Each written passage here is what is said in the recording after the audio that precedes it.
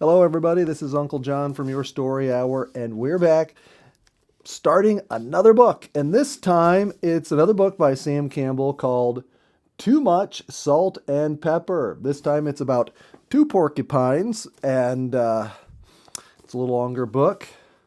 And we get to have a lot of fun as we see the antics that Sam and Jenny have out on their island sanctuary with these two rascally porcupines and all the other animals that are there. So we'll get into chapter one, and it's called A Highly Seasoned Welcome. Late one May day, when the magic of approaching evening was spreading over the North Country, there was regal ceremony afoot in our forest sanctuary. Even a stranger to the region would have discerned as much had he looked or listened to the fuss and flurry which were taking place. The very air seemed to quiver with beauty and merriment. The sun was already in the afternoon sky, highlighting mountainous clouds which hung immobile at the horizon, and all the far-flung beauty of the heavens lived again in the mirrored lake. An old crow hurried across the brilliant sky. Maybe to some his cry would have sounded like the familiar caw, caw, caw, but to us, who stood under spell of the moment, it seemed to say, "Awake, awake, all you children of the forest! The party has begun!" A belted kingfisher perched on a barren bough caught the spirit of the moment and playfully dived into the shallow water at the shore, uttering his raucous laughter as he rose on wing again. It was all wonderful to see. Graceful birches and sturdy oaks, primped in the gathering evening light, proudly displaying their tresses of newborn leaves. Tiny starflowers and dainty violets strutted and posed their prettiest on the woodland carpet. Pine trees stood still and straight to add dignity to the scene. Juneberry blossoms flung their white beauty against the flaming color of the sky. "Awake! Awake! They have returned! The party has begun!" cawed the old crow, and the sky became dotted with many of his kind echoing his call. Surely something of importance and great joy was happening. An olive-backed thrush wove his song into the stillness. High in the brilliant heavens, an eagle circled in effortless flight, gaining for himself a superior view of the festivities. An enormous old heron glided into a little bay and settled among the reeds, steadying himself on one stilt-like leg, and stood as if he had suddenly turned to stone. A chipmunk raced to a vantage point on an old stump, and a red squirrel perched on the limb of a wild cherry tree, chattering loudly as if by his voice he could rivet the wilderness together. Jenny and I stood at the shore of this little forest lake, looking upon this elaborate ceremony. Jenny is Mrs. Sam Campbell. In her heart glows a love for the living and growing things of nature. Our canoe, loaded with luggage, floated where wavelets broke against the shore. Now we were ready to begin the last leg of our journey back to the sanctuary, our home. "The woods people need not have gone to all this just because we were coming home," said Jenny, referring to the carnival loveliness about us. "It is nice of them, but something simpler would have been sufficient, just to tell us we were welcome." But the wild world only became more beautiful and laughed at her call for moderation. Nature deals in extravagance. Sunset hues deepened to old gold. A soft breeze strummed on harps of pine trees, while linnets, white-throated sparrows, and grosbeaks sang into the still loveliness. Then into the scene came the clown, the joker, like the court fool of olden days. A loon flew low over the water like a winged arrow, uttering his half-hysterical cries and laughter. Without reducing his speed in the least, he dived directly into the lake, disappearing completely.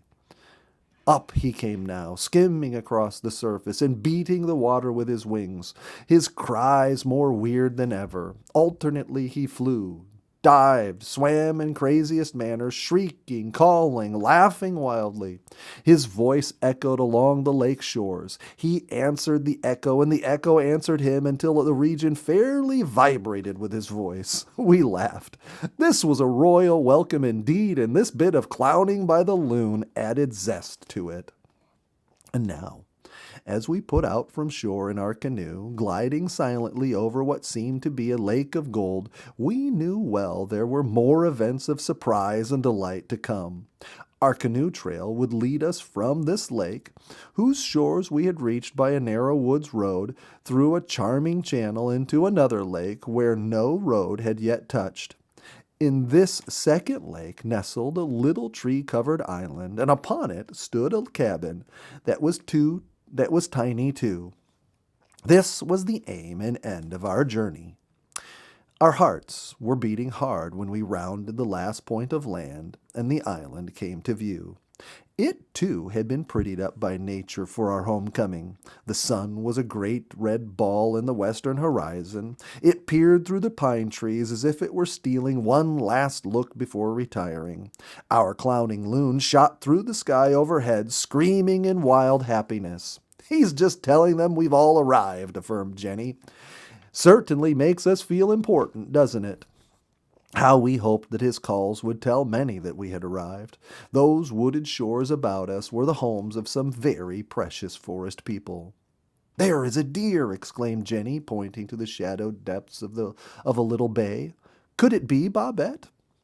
It could be Babette, though we could not know for sure. This is where Babette had lived when we knew her and petted her as a fawn. The woods back of the bay were sacred to us, too, for in them had lived Inky the porcupine. Inky, the old rascal porky who had given us so many lessons and so many problems during the time we raised him and turned him loose into the forest. Inky of the sharp teeth, Inky of the many quills, Inky with a sense of humor that had made him an expert and adorable pest. Would he still be there, and would he know us? And there is that high ridge of maple trees where we always thought Rack and Ruin lived, exclaimed Jenny, pointing to some distant groves. Yes, Rack and Ruin, our friendly raccoons, had lived somewhere in that region. Would they still be there, and would they know us? Would Sausage or our woodchuck come back to be our friend again? Only the hours and days we come could give us our answers. But now we were approaching our island, and our eyes, ears, and thoughts strained with anticipation. "Oh, I wonder if Salt and Pepper are there," whispered Jenny hesitantly, as if she feared she might get the wrong answer. What a climax it would be to all of this wonderful welcome to see them again. "I predict you will see plenty of them before this season is over. Maybe too much," I replied, and my words were much truer than I realized. 6 months before we had left Salt and Pepper, 2 young porcupines, then half a year of age, on our island. From the time they were 3 weeks old, they had been our pets. Our experience with Inky had given us an appetite for porky companionship. Inky alone had taught us many things of the character of his kind. We had found him intelligent and devoted to us, but we had learned nothing of the ways of porcupines with one another. Hence, when forest rangers offered us 2 baby porcupines orphaned by a forest tragedy, we eagerly accepted them. Through that summer, we had played with them, worked with them, watched them until they were as deeply embedded in our hearts as Inky was. Then, when winter work called us, we had to leave them behind to their own very capable devices. But now, it seemed that this might have occurred long ago. So many things had happened. Bobby, the grand lad who had been so much a part of life at the sanctuary, had answered the call of his country, and with typical character and courage was flying with the Air Force. Jenny and I had traveled thousands of miles in public service and met thousands of people, but the memory of those 2 porcupines and their friendly devotion was still vivid with us. And that day, as we returned home, we wondered about these two creatures more than all the others. Would they be there on the island where we had last seen them? Would they know us? Would we still have the somewhat painful pleasure of bites from their sharp teeth and pricks from their needle-like quills? We had not long to wait for our answer. The island was now about 100 yards ahead of us. We scanned the shores carefully and strained our eyes looking at the tops of trees where our odd little pets had lived. Jenny could not resist the urge to call. "Salt and Pepper!" Her voice carried far in the silence. "Salt and Pepper, are you there?" We stopped paddling and listened. It seemed that everything else stopped and listened too. The whole forest was suddenly silent. Across the waters came the unmistakable call of a porcupine, emanating from the trees on our island. Then a second porcupine voice joined the first, and the two continued in ever-increasing excitement. How well we knew those voices and the meaning of their tones. Those were the happy tones of our porky pets, the way they talked when they saw us on a trail or took favorite food from our hands or met us at our doorway in early morning. It was the kind of call they used to awaken us in the middle of the night when we would rather have been allowed to sleep, the call that made us leave our dinner table to feed or play with those pestersome but precious porcupine pets. Yes, Salt and Pepper were there on the island waiting for us. They had met the many problems of the winter, proved their independence of our help, and yet had not forgotten us. And the miracle of it was that they remembered our voices. In no other way could they have identified us that evening of our return. It was not possible that they could have seen us so far away, nor could they have caught our scent, as there was no breeze to carry it to them. Only the call Jenny had made gave them news of our coming, but they knew her voice and associated it with many happy events of our months together, events that must have been as enjoyable for them as for us. Needless to say, we increased our pace. Our paddle set the image of the island, of the sky to rocking, and the canoe bow cut through the reflection of the sunset. Constantly the porcupines called to us, their voices conveying excitement in ever-increasing pitch. They became still more excited as we called back in their language, and let it be said that we can talk pretty good porcupinese.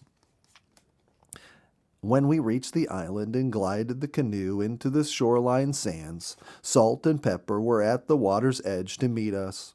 They could not wait for us to land. With uncontrolled enthusiasm, they climbed over the bow of the canoe, over the luggage, and all over us. What a welcome it was! We were smothered and monopolized with porcupine caresses. Gone for a time were all poetic thoughts, wasted all the beauty of that forest festival. All we could see were those excited, animated bundles of quills and hair climbing up over our arms, onto our shoulders, and all over our heads. All we could feel were those strong porcupine claws, gripping and scratching our necks and faces, while chisel-like teeth nibbled at our heads and ears. Grunty talk of the jubilant porcupines was mingled with our own futile objections and requests for moderation. It was all in the wondrous good fellowship, no doubt, but we would have preferred that our little friends like us not quite so much all at one time. That habit of chewing on our heads was one of the things that we had hoped they had forgotten. But they hadn't. It was their favorite occupation and our pet peeve. Up on our shoulders they would climb, grunting in most happy manner, and there sit as if they had received the extreme blessing of creation, nibbling on our scalps. And really, that wasn't very complimentary to us, as they are naturally bark eaters. No doubt they were seeking the salt on our skin, but whatever the purpose, they persisted in their head chewing, whether we liked it or not. Now, those little rascals had grown.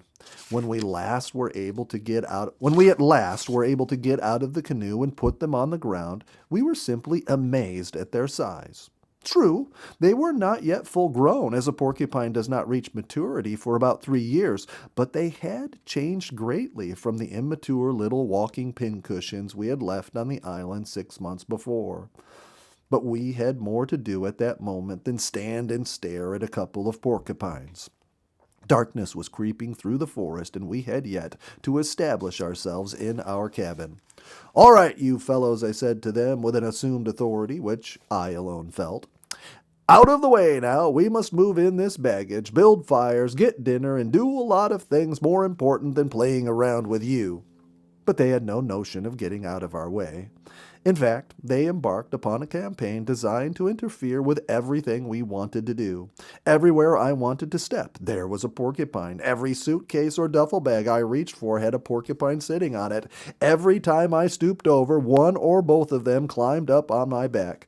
And I was picking up and putting down porcupines, chasing them away from cameras, typewriters, briefcases, and other damageable articles, stumbling over them or dancing around to keep from stepping on them until I wished every one of their 12,000 quills was turned around and sticking in them.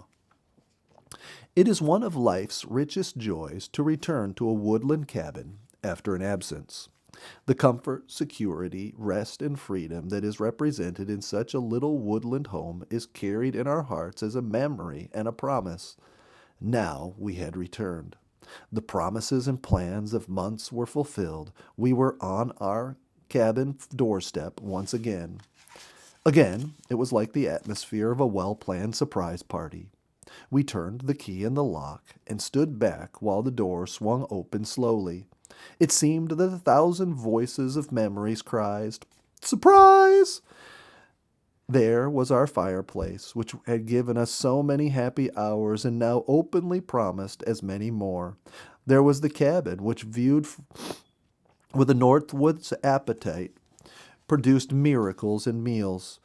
There were shelves of books, holding out to us measureless information, inspiration, and rich thought. And there was that quiet which was such a constant to the nervous, noisy, hurried world we had left behind. Such a contrast to the nervous, noisy, hurried world we had left behind. But salt and pepper did not permit our meditation to go far. As we stood on the doorstep for this brief moment, enjoying the sensation of our return, they suddenly dashed by our feet and into the house. They were grunting wildly their delight at finding the door open to them. It never had been before. Maybe these human beings had learned something while they were away, for in times past we had been quite careful to keep them out of the cabin. Their home was the woods, and we did not want to create in them a taste for the unnecessary comforts our way of living might offer them. We had had sufficient experience in raising Inky in a cabin. Not an article of furniture had escaped his autograph, carved by his sharp teeth. Hence, Salt and Pepper had been taught to regard the trees or the space beneath the cabin as their dwelling places. But that door had constituted a challenge to them. Time and again it had been shut, perhaps rudely, in their faces. It had been the place where we had disappeared when they wanted to follow us. It was the place where they stood and called, generally with success, when they wanted tasty bites of food. There was something mysterious about it. Maybe it led into another world or to a porcupine heaven. Who could know?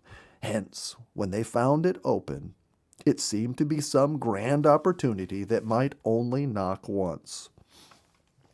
Into the door they went, not even hesitating to take a bite at the suitcases which sat close at hand. And after them we went, knowing from experience what porcupine teeth can do in a very few minutes. But they were not going to be taken easily. Outside they would have stopped immediately, always anxious for us to take them in our arms. Not so in the cabin. We reached for them, and they dodged under articles of furniture. We pleaded with them, but they did not respond. We threatened them, and they did not care. Under chairs, over rugs, in and out of corners, behind doors and cupboards, the race went. Jenny and I the pursuers, they the pursued. Jenny and I were much in earnest, but the porcupines were having a wonderful time. We left the door open, hoping they would go out, but they wouldn't go near it. We offered them cookies, but they wouldn't take a bite. Instead, the little rascals ran excitedly over or under everything, biting left and right until they finished exhausted in one corner, breathing heavily, while Jenny and I were in another corner in the same condition.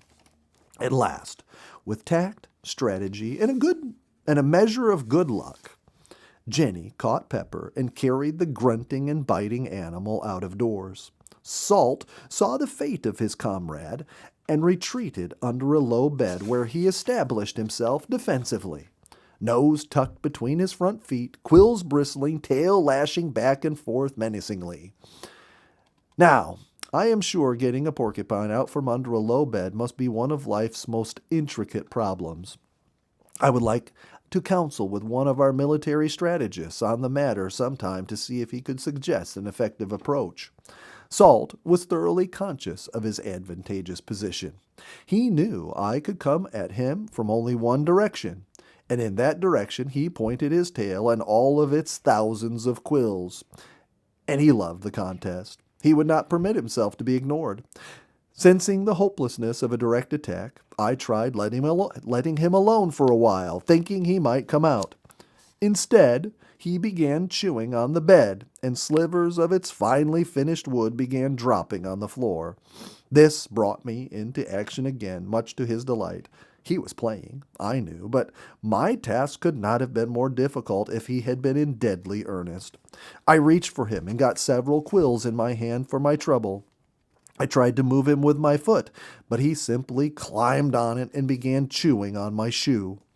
I started to push him out with a broom, but he screamed so loudly I gave that up. Apparently, this was against the rules of this little game he had invented, and which I had to play whether I liked it or not.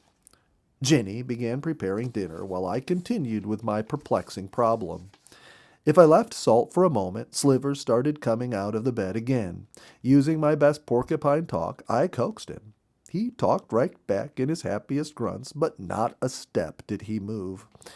With sudden inspiration, I moved the bed, but he moved right along with it. I became desperate. There seemed to be only one way to remove the porcupine without calling out the militia, and I realized what that was. Without further hesitation, I tore the bed apart. Dust covers, mattress, springs, slats, railings, I snatched from over him, until Salt, surprised and a bit resentful, stood in the midst of the floor, fully exposed, his protective covering absolutely gone. He did not know what had happened or where to turn. Seizing upon his moment of bewilderment, I picked him up and carried him outdoors in spite of his screaming, scratching, and biting.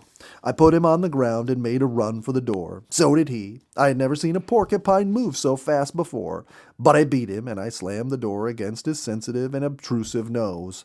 Pepper joined him, and the two of them sat in consultation, telling us plainly what they thought of our lack of hospitality. Jenny and I were tired, very tired, as we sat at dinner. Well, anyway, I suggested, this was a mighty nice welcome the North Woods gave us. Yes, agreed Jenny with a sigh, but just a little bit over-seasoned. Too much salt and pepper. Yes, I know, I said, laughing. But we know we like them, pestiferous as they are. No doubt they will have plenty of tricks to use on us in the morning. But Salt and Pepper had no notion of waiting until morning. And that's the end of Chapter 1. Come back tomorrow and we will have Chapter 2 for you from Too Much Salt and Pepper by Sam Campbell. Great reading to you. See you tomorrow. Bye-bye.